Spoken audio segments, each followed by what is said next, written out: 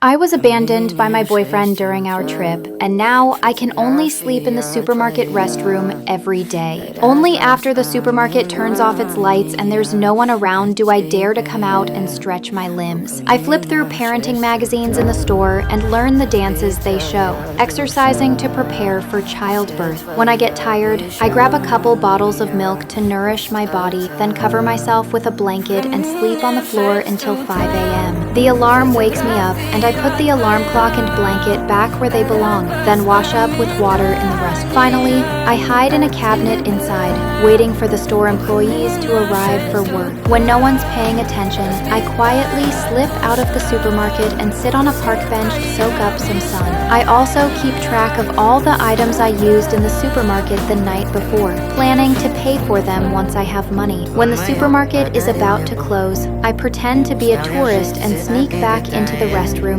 But this period isn't the most tragic experience of my life. I never met my father growing up. When I was 5, my mother abandoned me for a man. I ended up with a boyfriend who was 10 years older than me, but he also abandoned me during our travels. That day, I was waiting on a bench outside the mall when a nun mistook me for her deceased daughter. Before leaving, the nun gave me her home address. The next day, I remembered the address the nun had given me and found her. Oh, well, it's good to see you again, darling. You come right on in. After having a simple meal at her place, I went to the library. There, I met a librarian named Will. Because he liked me, Will often secretly followed me around. Then came the day I went into labor. I was terrified and wanted to call for help, but the entire supermarket was empty. That's when I saw a figure in the shadows. When I woke up, I was in the hospital. From the nurses, I learned that I had become famous. Not only were there many reporters outside waiting to interview me, but lots of people had sent flowers, along with letters of comfort and donations from others. I appeared on television, which is how I saw someone I hadn't seen in a long time. Mama? I thought you'd be surprised.